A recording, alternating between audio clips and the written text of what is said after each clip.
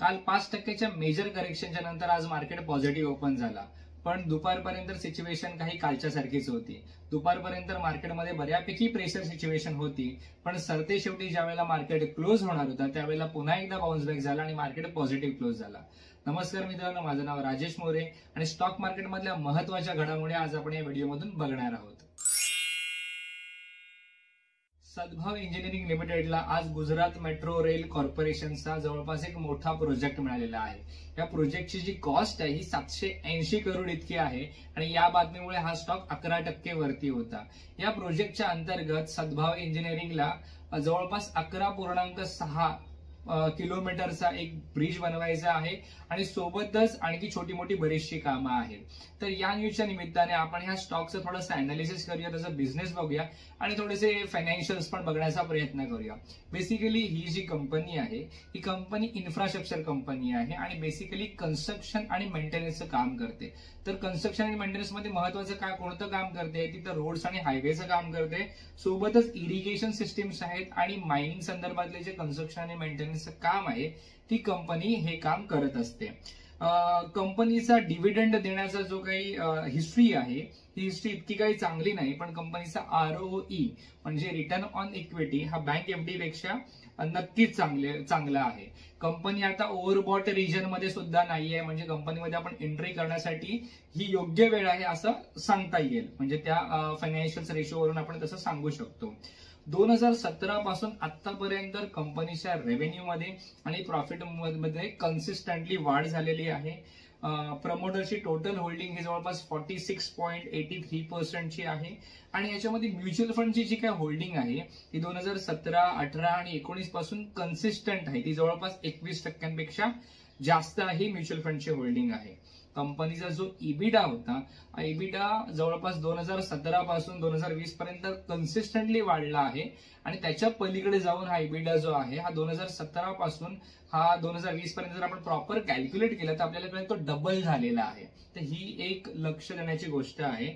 सोबतच जी revenue growth आपण म्हणतो ही रेव्हेन्यू ग्रोथ जी आहे ही इंडस्ट्रीच्या रेव्हेन्यू ग्रोथशी कम्पेअर केलं, म्हणजे फॉर एक्झाम्पल इंजिनिअरिंग आणि कन्स्ट्रक्शन इन्फ्रास्ट्रक्चर कंपनीचा जो काही सेक्टर आहे त्या सेक्टरची पूर्ण ग्रोथ आणि या कंपनीची ग्रोथ असं जर आपण कम्पेअर केलं तर इंडस्ट्रीच्या ग्रोथपेक्षा या कंपनीची ग्रोथ जास्त झालेली आहे. मी तुम्हाला थोडक्यात सांगतो की इंडस्ट्रीची ग्रोथ आहे ही 5.18% ने झालेली आहे, तर ह्या कंपनीची जी रेव्हेन्यू ग्रोथ आहे ही 8.81% ने झाली आहे.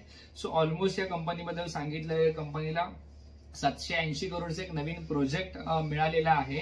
सो तुम्ही नक्कीच या कंपनीचा फंडामेंटल अनालिसिस करा, थोडे फायनान्शियल चेक करा आणि या कंपनीमध्ये इन्व्हेस्ट करायचे की नाही करायचे हे तुम्ही नक्कीच ठरवा. पुढे बघूया आता आपण. आज जर आपण बघितलं तर आज मार्केटमध्ये एक वेगळ्या पद्धतीचा आपल्याला बाईंग आणि सेलिंग मध्ये वॉर बघायला मिळाला होता. सकाळी सेलर्स जबरदस्त स्ट्रॉंग होते, मार्केट हा बेरिश होता आणि स्टॉक मार्केट बऱ्यापैकी खाली पडला होता आणि शेवटच्या सेशनमध्ये म्हणजे अगदीच मला असं वाटतं शेवटच्या एका तासामध्ये बुल्स आहे ह्यांनी पुन्हा एकदा पकड मजबूत केली आणि स्टॉक वरती नेले. तर ह्याच्यामध्ये मेजरली कोणत्या स्टॉकची जर आपल्याला नावं घेता येतील तर ती IT स्टॉक आहेत. तर त्या IT स्टॉकमध्ये HCL टेक आहे, टेक महिंद्रा आहे आणि इन्फोसिस आहे. यासारखे अनेक जे स्टॉक आहेत या अनेक स्टॉकने पॉझिटिव्ह क्लोजिंग दिली आहे आणि निफ्टी आणि सेन्सेक्सला हे पॉझिटिव्ह वरती नेलेला आहे आणि पॉझिटिव्ह क्लोज झालेला आहे निफ्टी आणि सेन्सेक्स. BSE मधले जेवढे सेक्टर्स आहेत म्हणजे ऑटो सेक्टर, FMCG, IT वगैरे असे वेगवेगळ्या प्रकारचे जे सेक्टर आहेत हे सगळेच्या सगळे सेक्टर जे आहेत हे सेक्टर शेवटी क्लोजिंगच्या वेळेला सगळे पॉझिटिव्ह होते. थोड्या वेळापूर्वी जसं आपण सद्भाव इंजिनिअरिंग लिमिटेड कंपनीचं प्रोजेक्ट विषयी बघितला आणि सोबतच त्यांच्या फायनान्शियल आणि बिझनेस विषयी बघितला, आणखी एका कंपनीची एक नवीन न्यूज आलेली आहे आणि त्यांनी एक नवीन अनाउन्समेंट केली आहे. ती सुद्धा पॉझिटिव्ह अनाउन्समेंट आहे. त्या कंपनीबद्दल पण थोडंसं आपण जाणून घेऊया आणि बघूया. सो दररोज मी स्टॉक मार्केटमध्ये घडलेल्या अपडेट्स आणि काही नवीन कंपन्यांचा बेसिक एक अनालिसिस युट्यूबवर आणि इंस्टाग्रामवर टाकत असतो. तुम्ही अजून सुद्धा युट्यूब आणि इंस्टाग्रामला फॉलो केलं नसेल, सबस्क्राईब केलं नसेल तर ते आत्ताच करा, जेणेकरून ह्या सगळ्या ज्या अपडेट्स आहेत त्या तुम्हाला रेग्युलरली मिळतील. आणि सोबतच हे जे अपडेट्स आहेत ते तुम्ही तुमच्या फ्रेंड्स आणि फॅमिलीला पाठवा, म्हणजे जेणेकरून इन्व्हेस्टमेंट करण्यासाठी जे काही बेसिक मार्गदर्शन लागतं ते मार्गदर्शन त्यांना मिळेल. ओके, सो आता पुढच्या कंपनीविषयी आपण बघूया. पुढची जी कंपनी आहे ही ॲस्टर डीएम हेल्थ केअरची कंपनी आहे, NSE मध्ये लिस्टेड आहे आणि आज जवळपास ही कंपनी 4% वरती होती.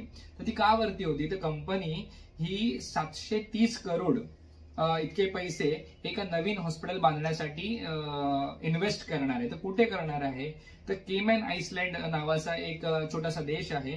तर त्या देशाच्या मध्ये ते लोक एक नवीन हॉस्पिटल बांधण्याचा प्रयत्न करत आहेत. हे नक्की हा आइसलँड जो आहे, आइसलँड कुठे आहे, तर वेस्टर्न कॅरिबियन झोन जो आहे.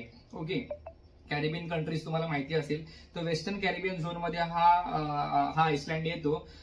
सोबतच जर आपण एकदम टू बी व्हेरी प्रिसाइज सांगायचं झालं तर क्युबाच्या साऊथ साइडला आहे आणि जमायका आणि मेक्सिकोच्या इन बिटवीन असं आइसलँड आहे. तर इथे का आहे, तर जर ह्या आइसलँड बद्दल आपण थोडंसं जिओग्राफिकली जर बघितलं तर ऑलमोस्ट बरेचसे मोठे मोठे देश आहेत या आइसलँडच्या सभोवताली आहेत.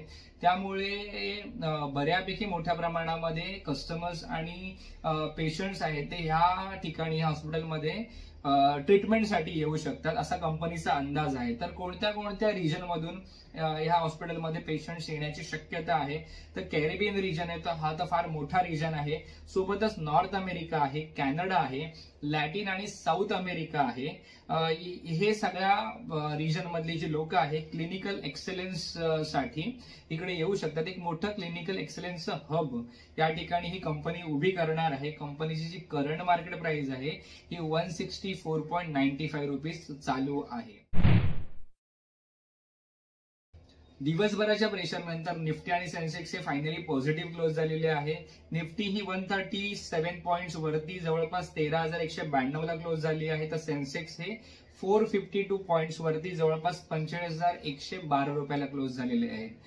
निफ्टी आणि निफ्टी मधले जे गेनर्स आणि लुझर्स आहेत ते तुम्हाला स्क्रीनवर दिसतीलच. So that's all for the day. उद्या पुन्हा भेटूया आपण स्टॉक मार्केटच्या नवीन अपडेट्स घेऊन. तोपर्यंत बाय बाय.